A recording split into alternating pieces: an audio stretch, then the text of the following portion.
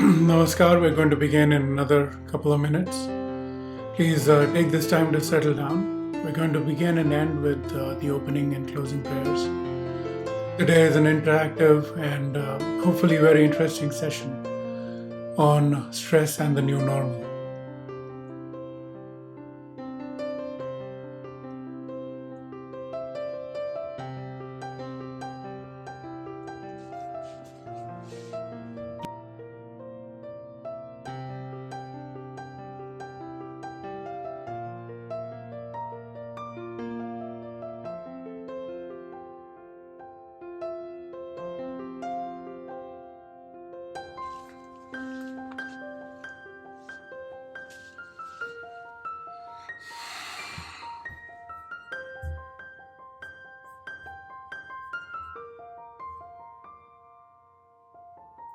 Please find a place, settle down, and sit comfortably.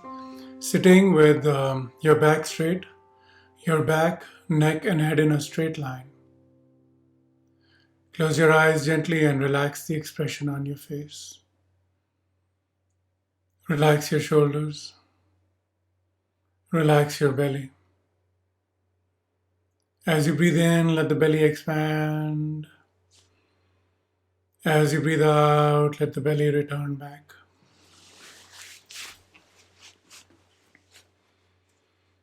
Inhaling into the belly, let the belly expand. Exhaling, returning back. Keep your eyes closed and the expression on your face relaxed. Continue to breathe into the belly and breathing out of the belly.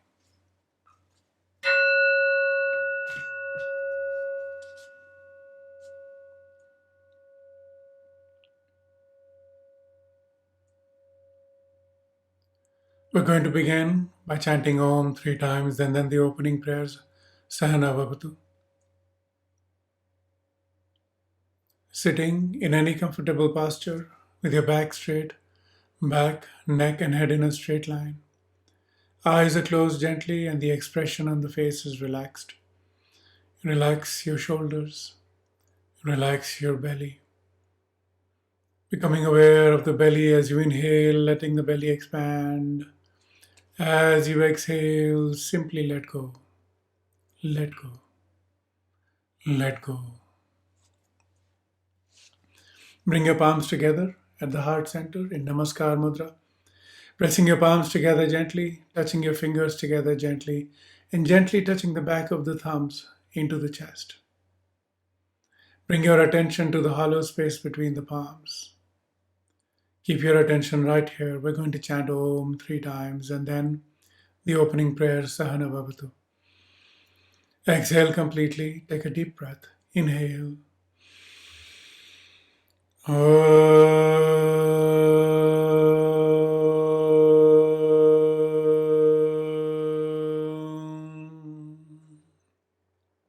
Inhale.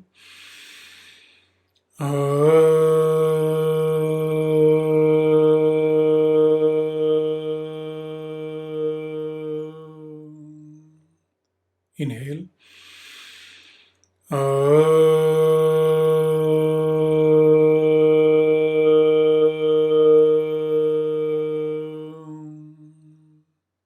Inhale and chant.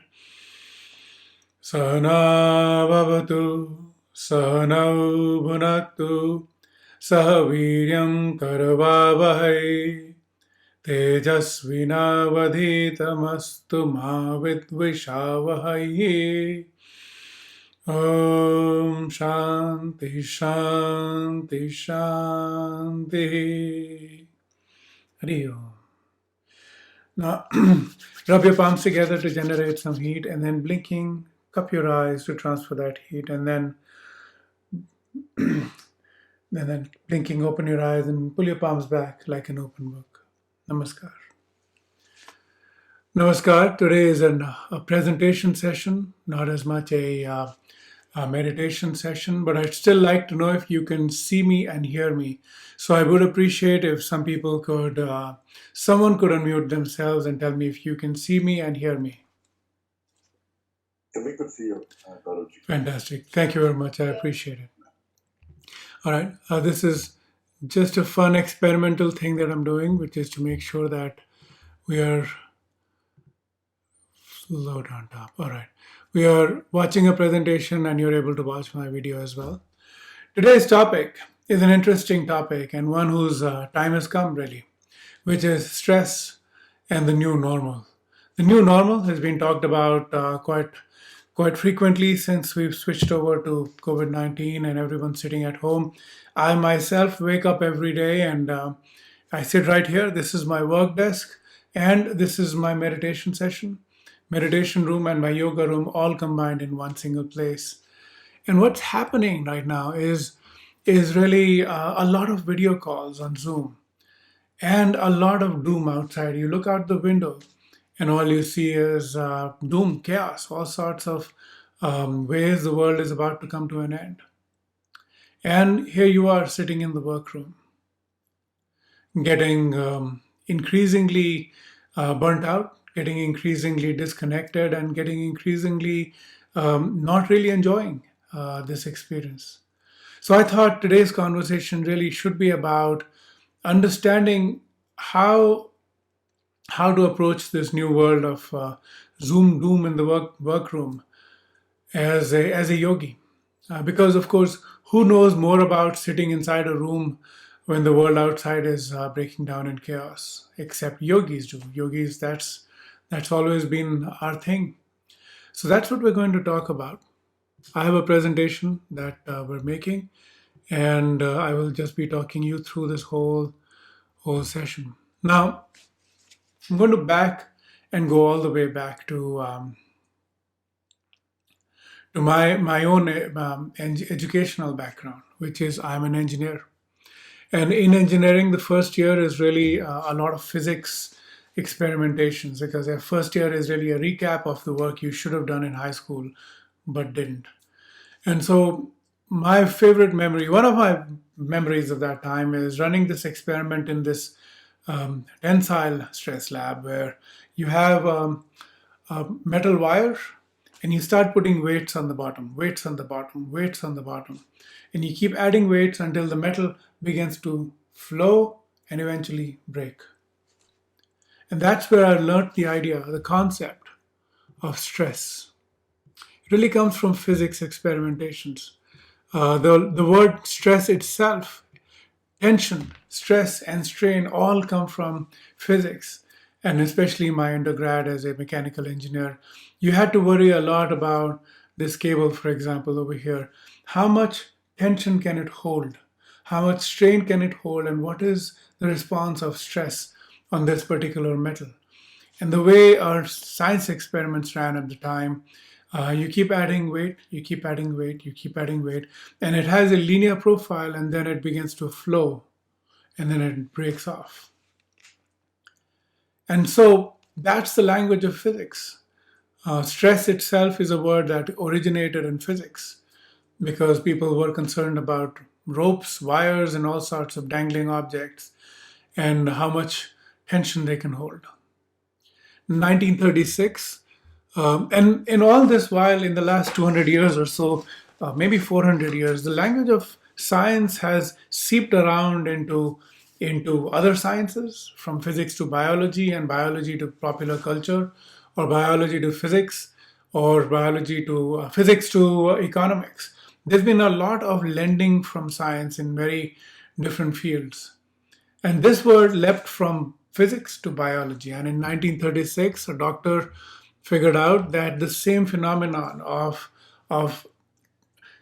pressure, tension being placed on an individual is likely to lead to linear increases in performance and then a sudden catastrophic decline in performance. So some amount of stress is good until a point, and then catastrophic decline, and it breaks down. And so from that point on, not so long ago, maybe 80 years ago, this word has crept into biology and, of course, popular culture. And now, of course, all of us are stressed out, even though we're not being hung from metal rods and weights added to our feet.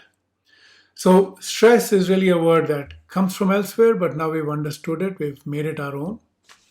And in biology, in this context, stress is a physical, mental, or emotional factor. This is, hectic Googling can give you that answer yourself. But it's the result of those factors, right? Or it's a factor that causes tension, that causes strain. So stress is the stressor that causes tension, that causes strain. And then stresses can be all manner of external or internal objects. External objects could be you're sitting uncomfortably in a train, or you're sitting in a bus and it's shaking widely. Those could be environmental, or they could be psychological, like external objects. Somebody else is bothering you, and so on. Or social. You're not upwardly mobile like you used to be. Or these could be internal, within the body, embodied, and therefore caused by internal stressors, which might be poor digestion, poor sleep, some sort of medical condition. All of these are stressors.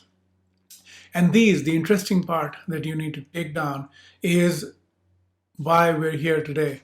Why me with my yogi clothes is talking about work stress. And it is the following, which is stress can initiate the fight or flight response, which is a complex reaction of neurological and endocrinological systems. Now, that's mumbo jumbo from biology. What it means simply is it makes you pick between fight or flight instead of your rest and digest. Now, that's the domain of yogis. This is why you should talk to a yogi, because yogis understand this language. We've had this language in great detail and nuance from before scientists were figuring out how to add metal weights to my feet, which is simply, we think of this as cooling and warming. Yamuna and Ganga, for example, rivers. If you go to the source of those rivers, the source of the river Yamuna is actually a hot water spring that mixes with glacial water. So Yamuna is a warm river in that sense, and Ganga is a cold river from Gangotri. And within the body, we have the same nadis or rivers or channels. We call them Ida and Pingala. Ida is cooling, and Pingala is warming, heating. Ida is inbound, makes us rest and digest. Pingala is outbound. These are things the yogis know really well and know how to manipulate and balance those really well. And that's what I'm going to talk about a little today. In my all my other talks, I talk about meditation. This talk is really about how you can bring your body back in balance, because those stressors are pulling us apart. And we now need to bring ourselves back into balance. Now, this is an interactive session, and the way you can interact is you can, I think, send me a text right here on the chat window, but otherwise, you can unmute yourself and speak up, and I will answer questions as we go along. Now, here's the thing, from a yogi's perspective, there are a few things you need to know. Doctors and your friendly neighborhood drug dealer will give you two types of drugs. Doctors prescribe these types of drugs all the time. If you've taken those medicines, then you already know there are uppers and downers. An upper is something that perks you up, and a downer is something that cools you or calms you down.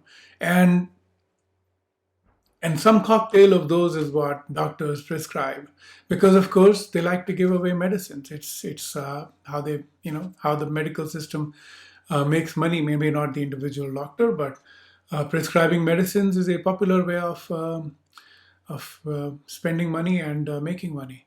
So uppers and downers are like the accelerator and brakes. And what happens is, if you're feeling down, they'll prescribe you an upper, but then you're going to be hyper or manic, then they're going to give you a downer, because then they want to calm you down. And then, of course, you'll go too far down, you'll be laid out in your bed and you won't want to come out, and they'll give you another upper. And that's how this weird, vicious cocktail of medicines work. But Ida and Pingala, those brake and accelerator, work all the time in your body. And as a yogi and as someone who needs to learn to practice meditation, these are essential moving parts of your own internal system that you should be able to work yourself. How to lower your stress response, how to increase and come out of your stupor, all of both of those things. So yogis know a few things about uppers and downers naturally within the body and in a dynamic state of balance. Asana. Asana, pranayam, and dhyana. I added the extra A, but I should not have. But anyway, asana, posture. When you're sitting, you're already in a bad situation. If you're slouching on your computer all day, you're going to be in a really bad mood, and then you're going to have aches and pains. Pranayam. Breath is how you communicate with your subconscious. So learning pranayam and actually being able to practice it daily, and I teach it from here every week. So you should go back and look up some of my YouTube sessions. Being able to learn how to meditate, being able to learn to breathe properly, and being able to bring your breath into dynamic balance, and then dhyana meditation itself. Some more stuff. The yogic system recognizes three moods or three modes. Those are rajas, tamas, and sattva. I'm going to come to the new normal in the next slide. Rajas is outbound energy. It's the will to do things. It's the will to move. It is outbound. It it brings you the ability to move. So accelerator, think of that. Tamas is inertia. It forces you to just slump and lie down, and ignorance is to follow. Sattva is clarity, lucidity, and that happens when, and these are three independent states, but they can intermix and intermingle. Now, these states, you have to be able to recognize your state and move from one to the another to the other, and know the tools of your body and your system that can help you move from one to the other. Now, the way the modern world is, and that's the next slide really, but remember Rajas, Tamas, and Sattva when I move to the next slide. Now, the result of all this is you're going to get burnt out, and behind my photo over here, behind my video, you're going to see a mind map with all the symptoms of a burnout. And the new normal, sitting in front of a Zoom video all day, is going to lead to this situation where you're filled with chronic fatigue, insomnia, forgetfulness, concentration is poor, attention span. Sorry, what were you saying? Attention span is short. Your body begins to show physical symptoms, psychosomatic pain, centered pain. It's now within the body. Increased illnesses because your immune system is working poorly. Loss of appetite because your stomach is not able to communicate to your big fat brain that it's hungry or not hungry. Anxiety because your thoughts are now running like turkeys around each other. So anxious anxieties, depression might result, or even accelerated anger because the only mood you know is anger. That's the reason I wanted to talk about rajas and tamas. Stupor, inertia, being dulled into inaction is the defining state of the modern system, especially this year in the 2020s. Why? Because you're sitting at home, you're forced to sit at home. Outside your window, the world is coming apart. And so you've learned to be in this state of inaction, inertness, tamas. And the interesting thing is, we feel, just the way it is with sugar spikes, if you've had sugar spikes, we feel that a certain bit of spike is going to wake us out of this tamas. And what are those spikes? You're going to see in the next few slides. Those spikes are bouts of anger, bouts of irritation, and then chasing that anger and irritation habitually.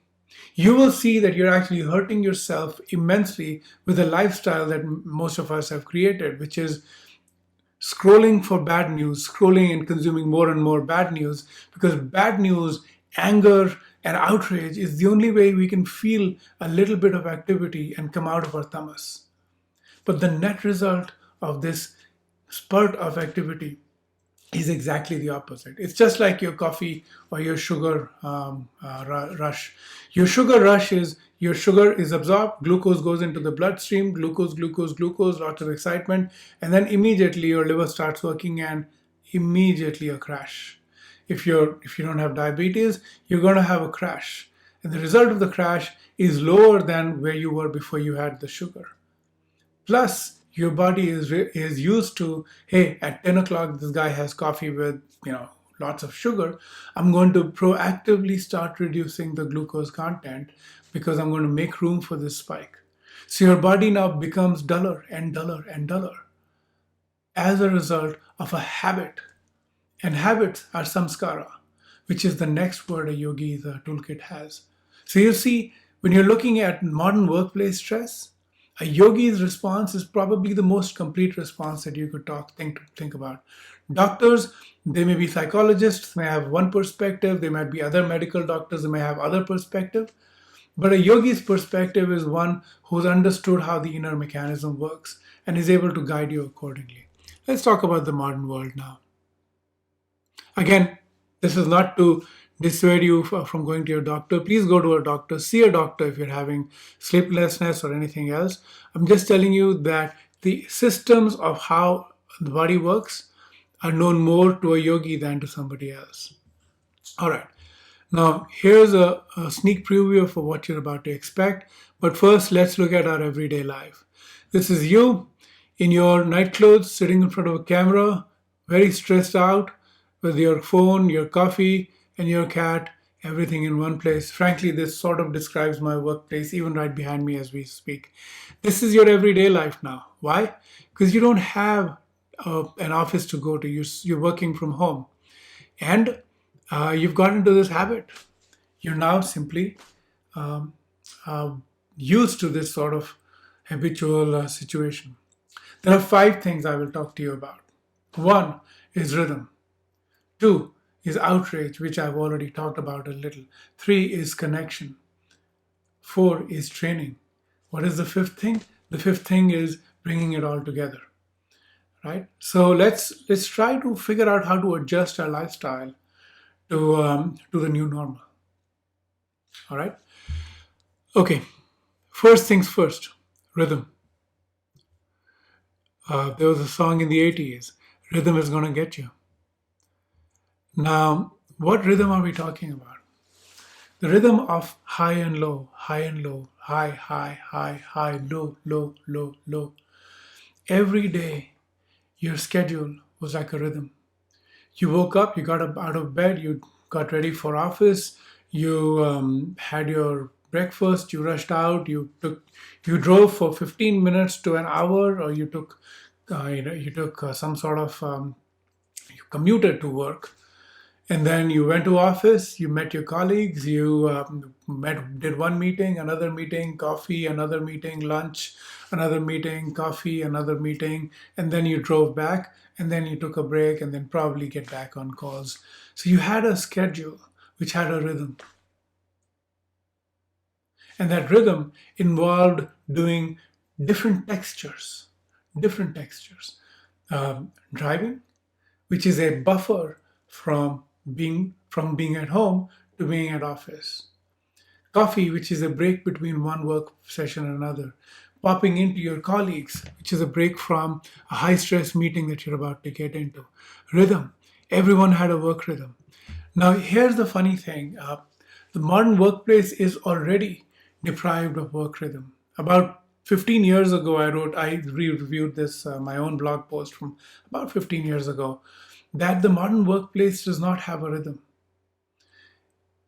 Most work previously could have a rhythm, and which is why you have the oars hitting the water and the songs that oarsmen would sing, people with boats might sing, or the train.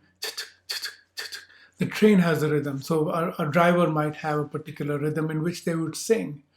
And singing, in sharing, there's a lot of rhythm that workplaces had previously. But modern workplaces are chaotic and don't have rhythm. But in the last 15 years, iPods have been invented. We all carry music, and we all have earphones or headphones to insulate ourselves from the world around and give us a new rhythm of typing, texting, typing. But sitting at home, there's no rhythm. There's no rhythm to your life. The only rhythm you have in your life is you get out of bed, You get to your workroom, you're at work. Congratulations. And then for the next 12 hours, 8 hours, 9 hours, you're doing Zoom video conferences all day with no break, no texture. And so you're staring at a screen, forced to sit like a chicken in a coop. Is there a comment? Someone saying something online? No. All right. So your work, your modern life has your especially post COVID life, sitting at home, no rhythm. There is no texture. There is no break. And what happens is if you don't have a break, you're not able to. You're oversaturated. Your response to stimuli has flattened out. Right? Previously, you could go up and down, and your response to stimuli was sharp. You were able to get in and out of things and pay maximum attention to something because you could get in and out of things. Now you don't get in and out of things. You don't have a rhythm. And because you don't have a rhythm, did my video break?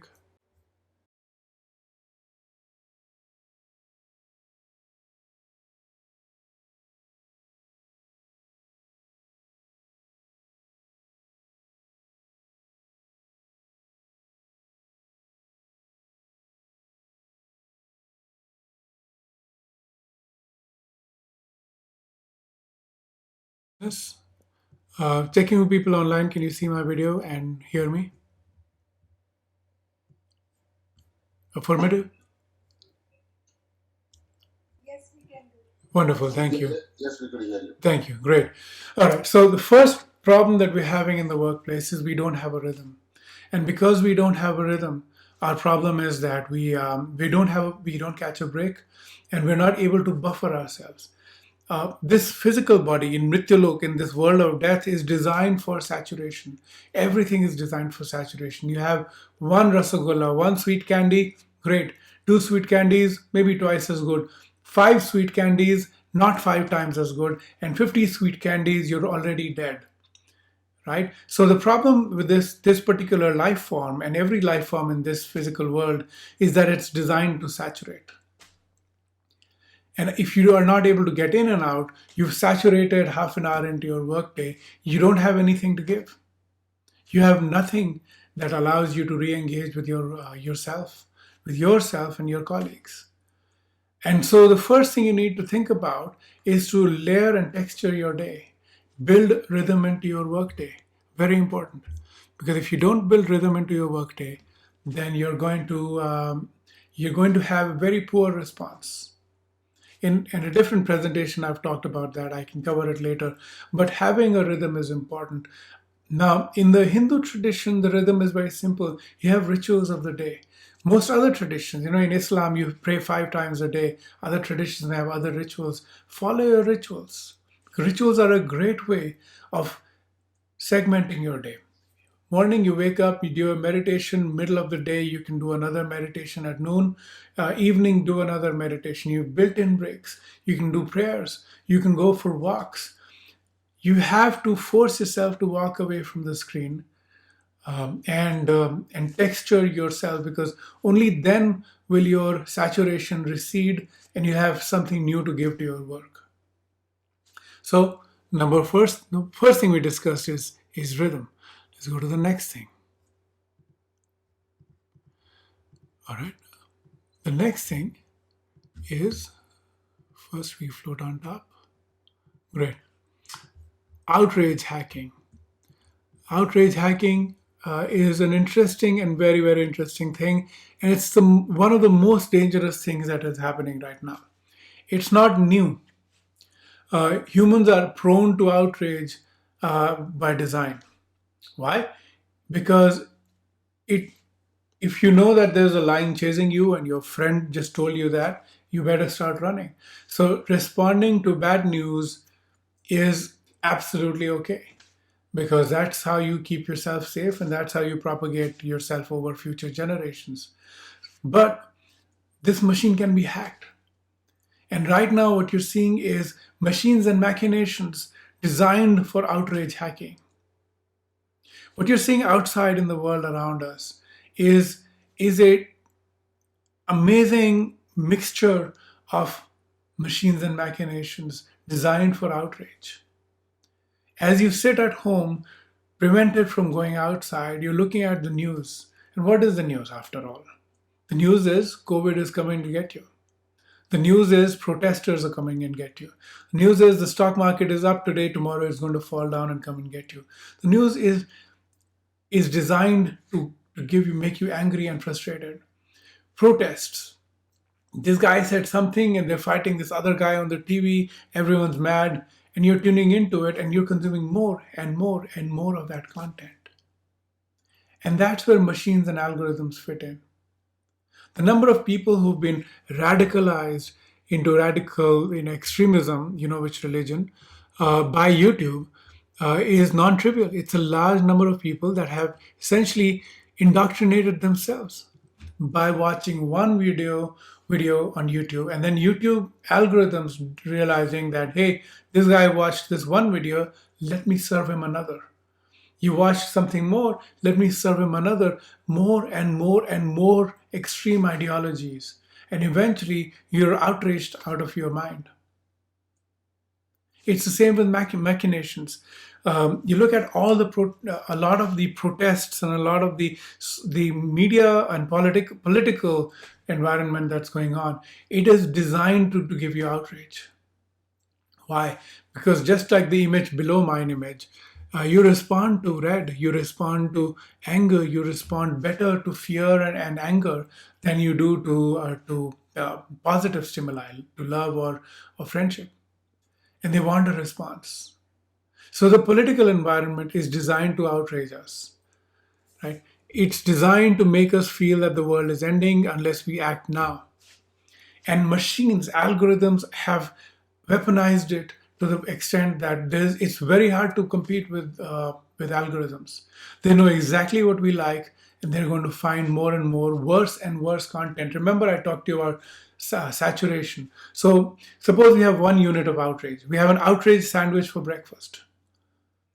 But next day, one sandwich is not enough. You're going to have 2 outrage sandwiches to have the same response. Why? Because I told you about saturation. So now you need double the outrage.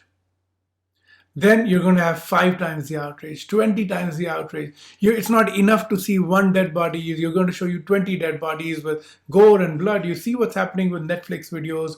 See what's happening in the news. It's designed to outrage you out of your mind. And the underlying beat to that is Pingala, Pingala, Pingala, Pingala. What is that? Pingala is the fight or flight reflex, autonomous nervous system. It's like I tell you, Gemini, right? The warming or heating part of the system. We have 2 autonomous systems in the body. As a yogi, I'm telling you. Autonomous because they work on their own. You consciously cannot direct them. But as a yogi, you can learn practices to bring them into dynamic balance. Usually, fight or flight, rest and digest. So you have a heavy meal, you want to go to sleep. You have a lion chasing you, you don't want to eat, you want to run. Those are the things that the body works with. But what's happening now is no rest and digest. So no procreation, no digestion, no long-term body management, simply anger, anger, anger. So the heart is beating hard. Why? Because it wants to send the blood to the arms because it thinks a lion is chasing you. That's the same underlying reflex. So all you're doing is, through this outrage hacking of your own self, is you're now overemphasizing the accelerator, not emphasizing the brake enough. What's a good way of breaking that? There's a few ways. One, you have to build in meditation breaks, not crazy Western mindfulness nonsense, but go to a regular yogi, go to some of our sessions we do every day, go to a yogi who understands what's being talked about and understand meditation properly. Learn to meditate. It doesn't take long, 20 minutes, 5 minutes, whatever time you have. Learn to reset your body. You have an excess of one over the other, reset. Not reset down to 0, but reset to the optimal level. That's what you want to do. You want to learn to meditate. 2, enough with the bad news outrage. Stop paying attention to all that outrage hacking. it's not good. It's not working out for you. It truly isn't.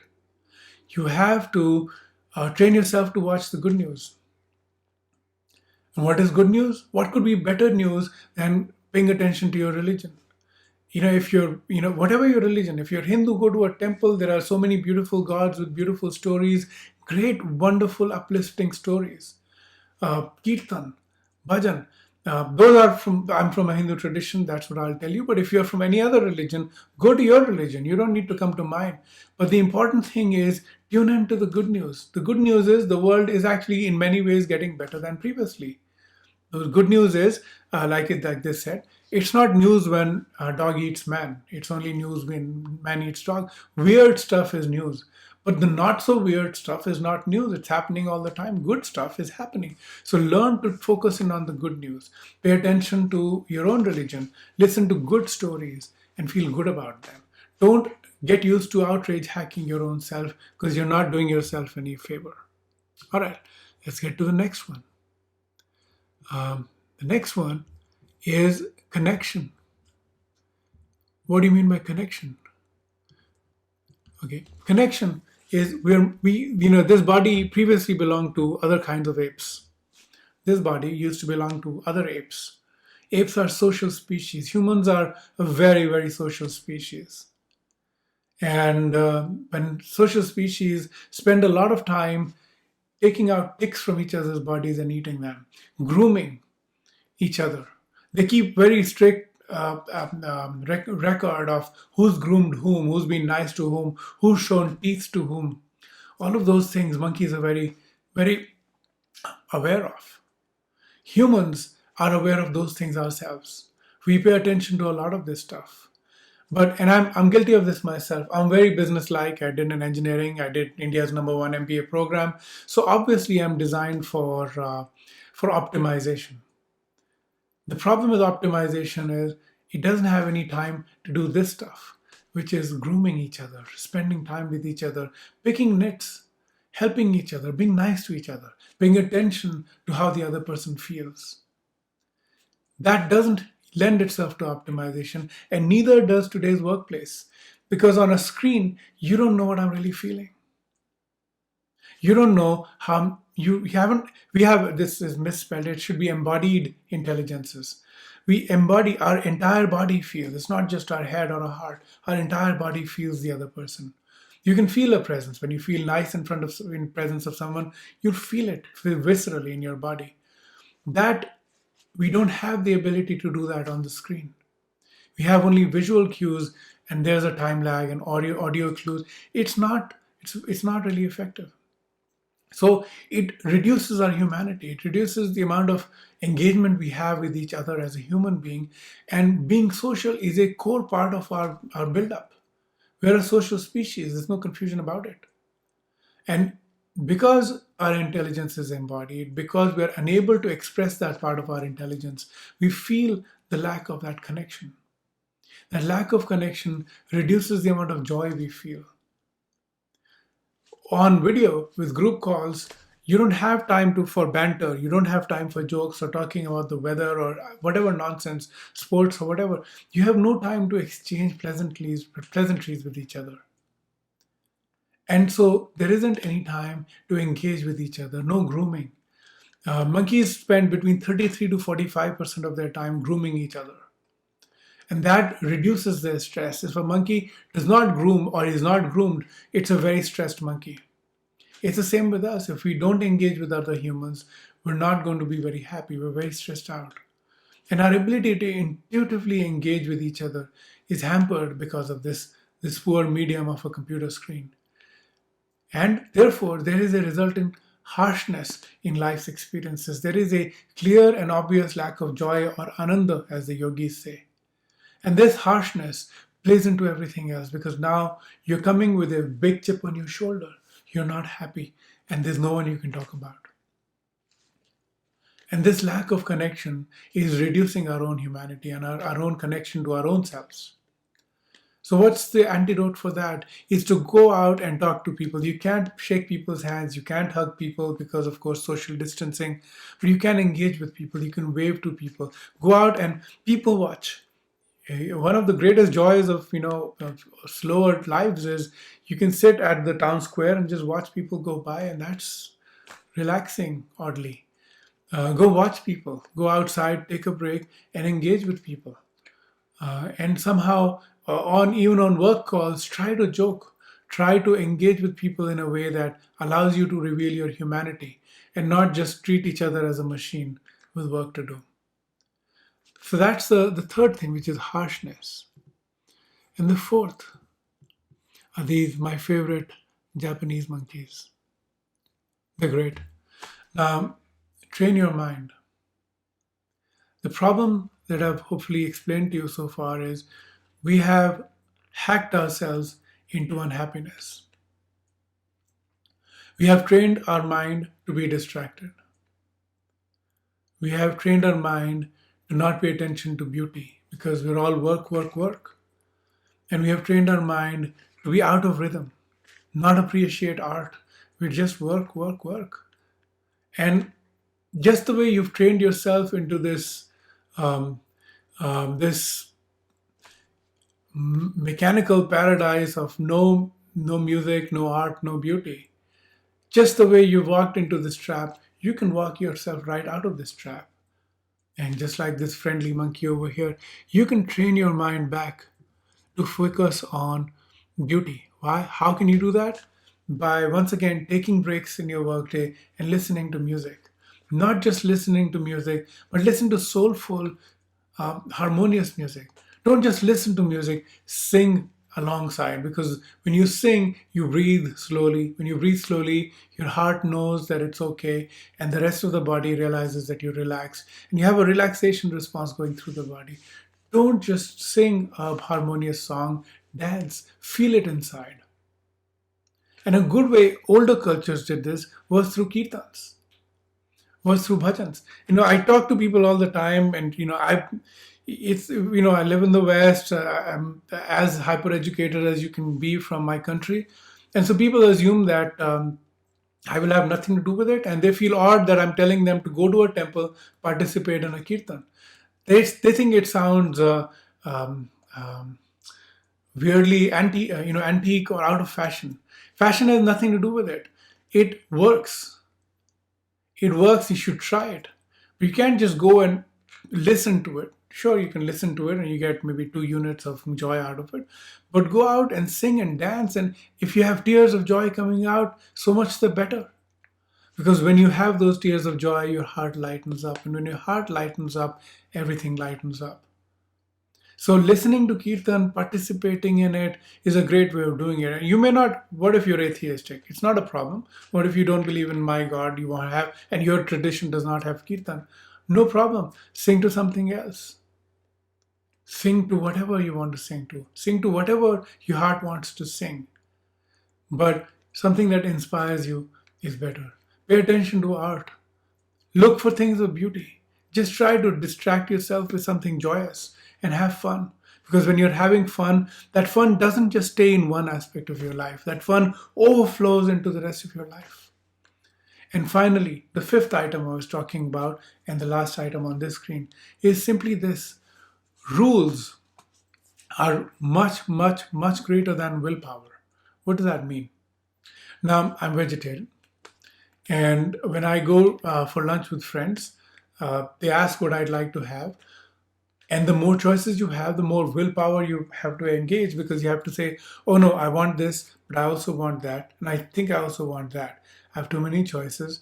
And now I'm using my willpower to make that decision. Scientists are saying there's only a certain amount of willpower that you have at any given point of time. And if you use it, you have no more willpower left for that particular moment. And so you don't want to use willpower. In my case, because I'm vegetarian, I eliminated so many of those choices right away. I don't have non-veg. Automatically, my choices are better. It's not a choice I'm making, it's just a rule. Same with me, I'm a teetotaler. I go to parties. I used to be, I advise sales team, I'm in sales. So people assume I drink. I go to parties, I don't drink. And it's not a choice that I'm making. I just don't drink. It's just who I am. Now, what does that mean? Rules that you make for yourself are superior by a wide margin to your use of willpower. You cannot trust your willpower. Why? Because you're weak. But you can make rules and stick by those rules. And in the older traditions, those rules were very interesting. For example, in the Hindu tradition, one of the rules is you have to bathe early in the morning and do your puja. Isn't that great? Once you have a rule, there's no choice. You have to get out of your bed, bathe early in the morning, and do your puja. And when you're done with your puja, you're done. You've already covered a good chunk of what everybody else is spending the time procrastinating and regretting, and in already ahead of time. So it's called anticipated regret. Things you don't, things you anticipate not doing, you're regretting not doing the things you're not going to do, right? Anticipated regret is a big thing in sales psychology, by the way, but keep that aside. The point is, don't leave room for regret. Make rules and stick by those rules. Make firm decisions and say, this is it. And amazingly, you can train your mind to do so many things by making rules that work for you. So let's recap. I'm going to recap. Stress is a normal part of the workday. Stress is an internal or external stimulus that is causing us tension, which is causing strain, and the body responds to it in adverse ways. How does the body respond? By pressing the accelerator of the brake. Usually, a lot of accelerator and a lot of braking. A lot of accelerator, a lot of braking. Which is why you see those hard charging lifestyles. People who work hard, play hard, die hard, right? And that's the thing, which is they've got used to this stressful life. So stress is common. It is neither new and nor should it be normalized, which is right here. So stress is neither new and nor normal.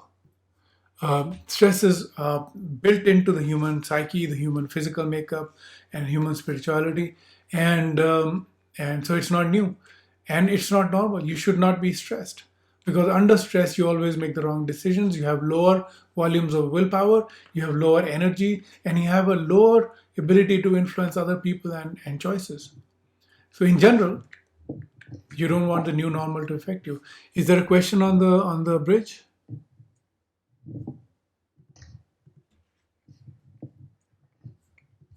All right, good. Okay, so there's some chat going on, but I'm going to mute whoever is on currently wind noise. Okay, you can unmute yourself. Sorry. All right. So the new normal is neither new nor more normal. Hold on one second. I'm going to have to. Okay, great. I got that.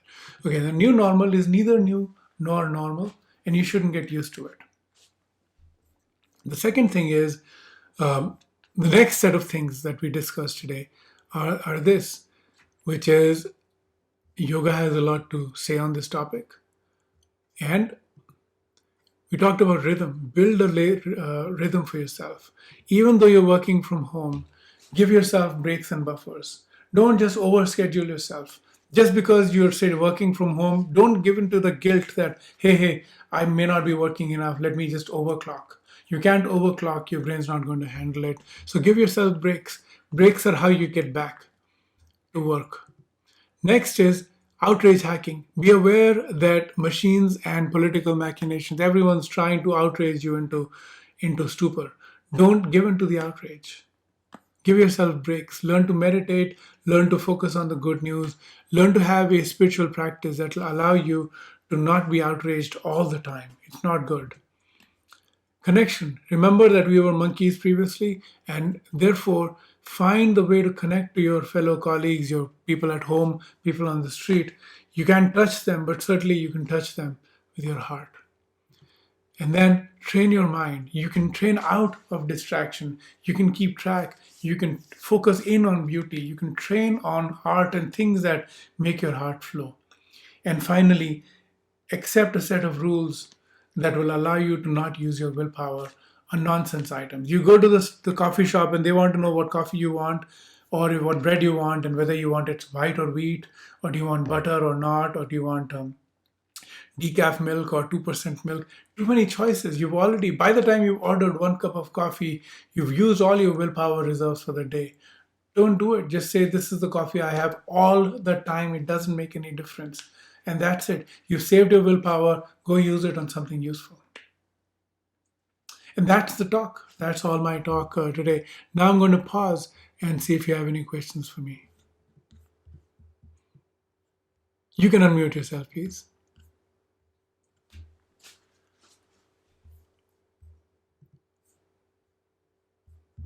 Questions or comments? And I'm going to start reading out chat comments from over here.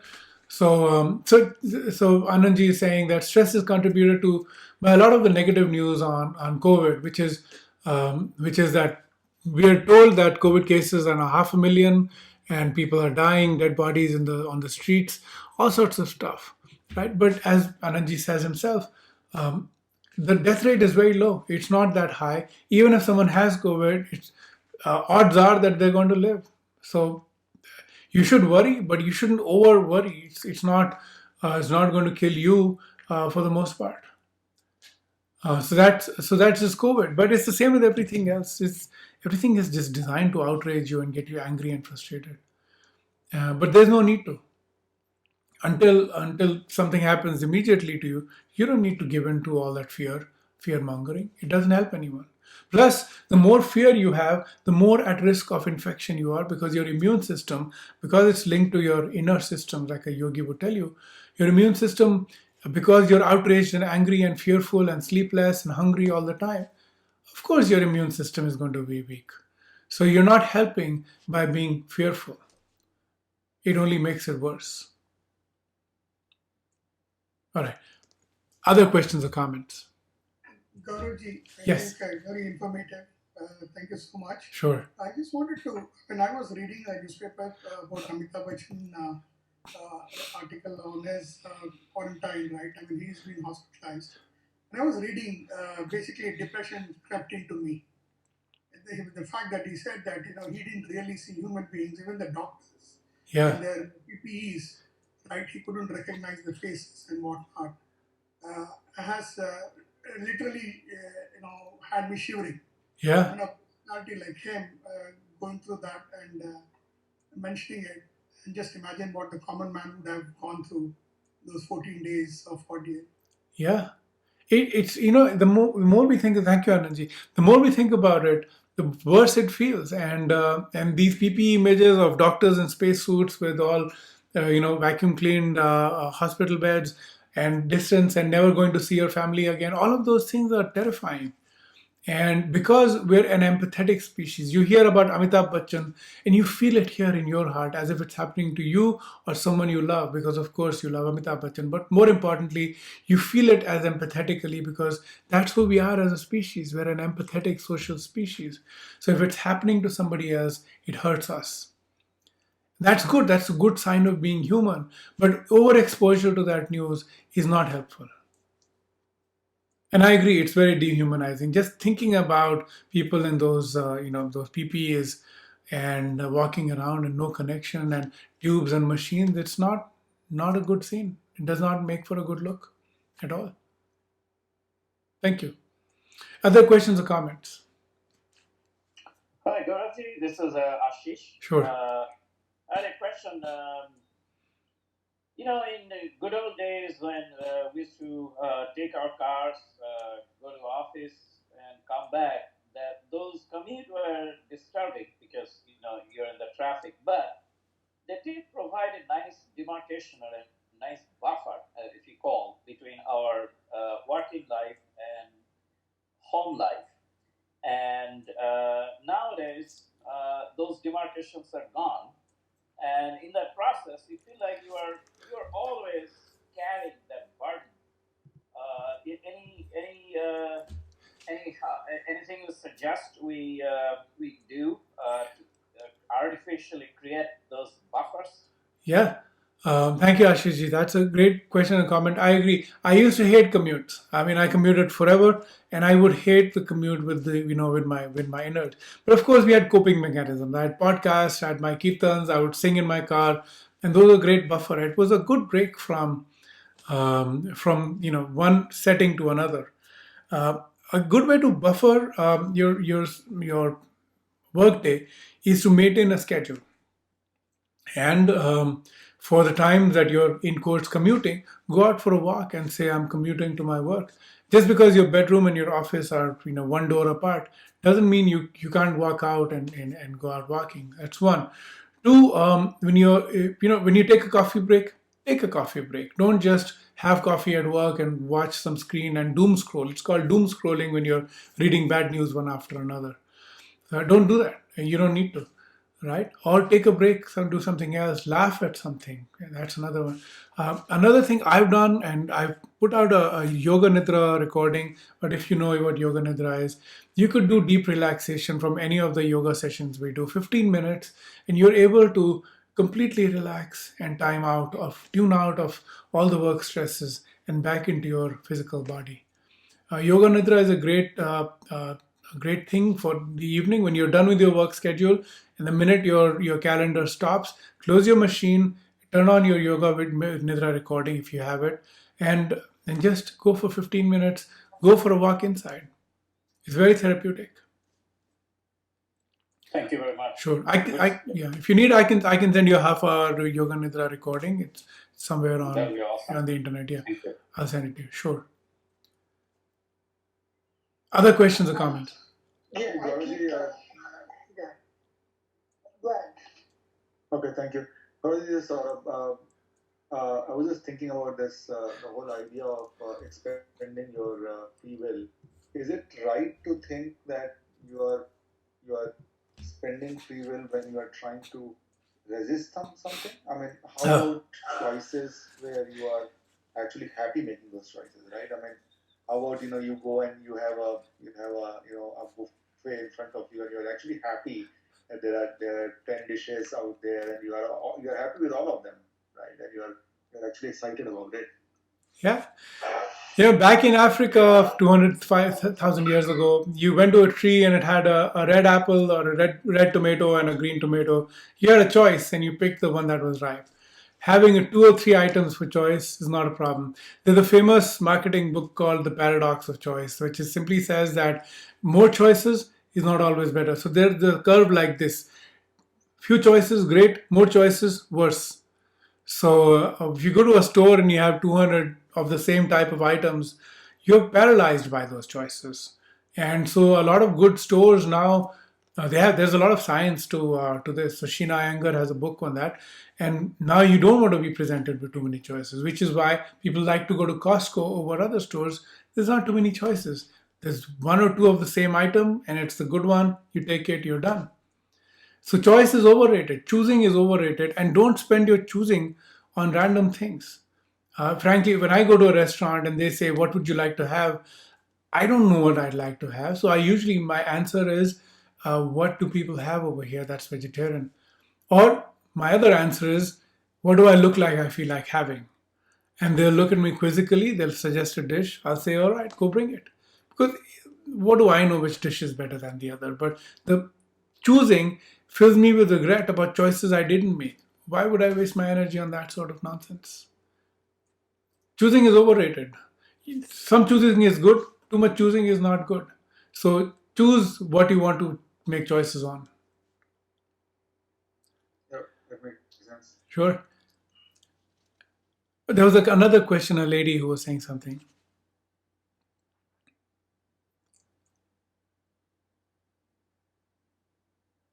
All right.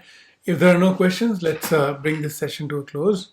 So please sit comfortably, sitting in any comfortable posture. We're going to chant Om 3 times and then the closing prayers, Sarve Bhavantu Sukhina.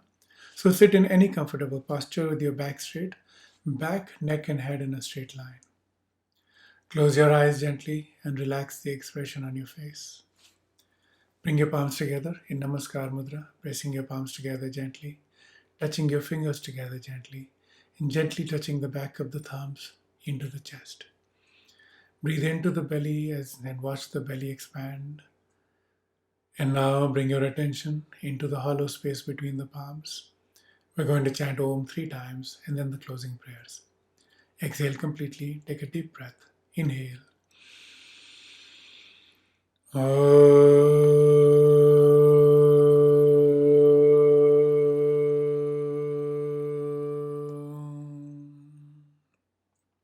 Inhale.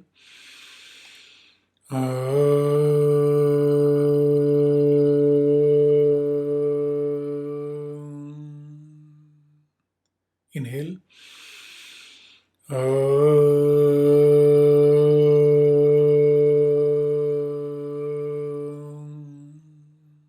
Inhale and chant. Sarve bhavantu sukhinah, sarve santu niramayah, sarve bhadrani pashyantu, ma kaschid dukkha bhag bhavet. Om Shanti Shanti Shanti. Take your hands back and grab your right wrist with your left hand and breathing in, stretch. Breathing out, bend forward in a deep sense of surrender. Come back up, breathing in, release your hands, rub your palms together to generate some heat, and then gently cup your eyeballs with your palms to transfer that heat, massaging the face and the neck. And then blinking, open your eyes and pull your palms back like an open book. Namaskar. Thank you very much. Thank you very much. Have a great rest of your weekend. See you on some other session. Thank you.